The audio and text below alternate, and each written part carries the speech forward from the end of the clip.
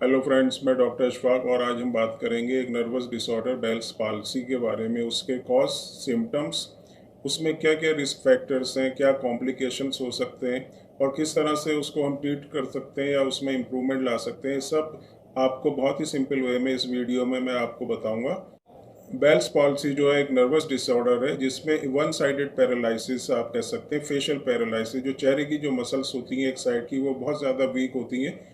उनको जो कंट्रोल करने वाली जो नर्व होती है उसके अंदर किसी तरह का इन्फ्लामेशन होना या उसके अंदर किसी तरह की स्वेलिंग होना या किसी वायरल इन्फेक्शन की वजह से ये जो नर्व है ये अपना काम नहीं कर पाती, जिससे जो चेहरा है उसमें वन साइडेड पैरालिसिस होता है। और इसी कंडीशन को जो है बेल्स पॉलिसी कहते हैं। अगर हम इसके सिम्टम्स की बात करें, ये सिम्टम्स माइल्ड सिम्टम से लेके टोटल पैरालिसिस तक हो सकता है, जो कि एक साइड में होता है। इसमें जो चेहरा है आपका, उसकी जो मसल्स हैं वो बहुत ज़्यादा वीक होती हैं और वो अपना जो फंक्शन है वो नहीं कर पाती।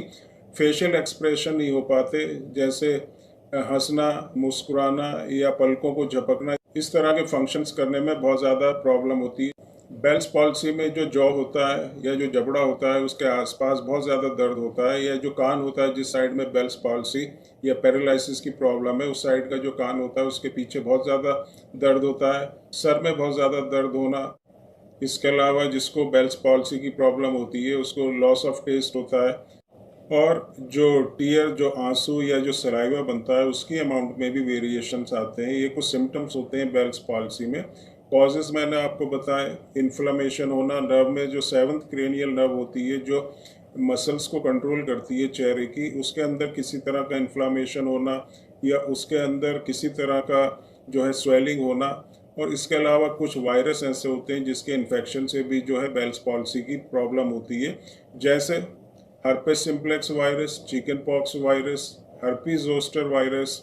रेस्पिरेटरी कुछ प्रॉब्लम्स ऐसी होती हैं जिसकी वजह से प्रॉब्लम होती है। जर्मन मीजल्स जिसको रूबेला वायरस कहते हैं, उसकी वजह से भी ये प्रॉब्लम होती है। मम्प्स वायरस, उसकी वजह से प्रॉब्लम होती है। और इसके अलावा जो इन्फ्लुएंजा वायरस होता है, ये कुछ वायरस ऐसे होते हैं जिसकी वजह से या जिसकी इफेक्ट की वजह से जो है बेल्स पॉलिसी की प्रॉब्लम होती है।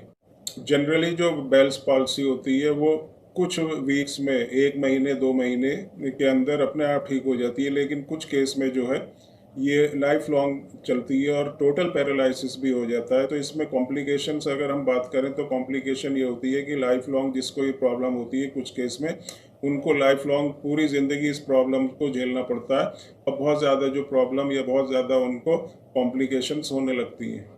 दूसरा जो कॉम्प्लिकेशन होता है उसमें जो आँख है वो पूरी तरह से ब्लाइंड हो जाना, मतलब आँखों का विज़न ख़त्म हो जाना, जो देखने की जो पावर है वो ख़त्म हो जाना। क्योंकि जिसको बेल्स पॉलिसी की प्रॉब्लम होती है वो अपनी आँख को झपक नहीं पाता और आँख खुले रहने से उसमें ड्राइनेस होती है, उसमें इचिंग होती है, जिससे जो कॉर्निया होता है वो डैमेज हो जाता है और उसकी जो आँख है उसमें जो देखने की जो ताकत होती है वो बिल्कुल ख़त्म हो जाती है।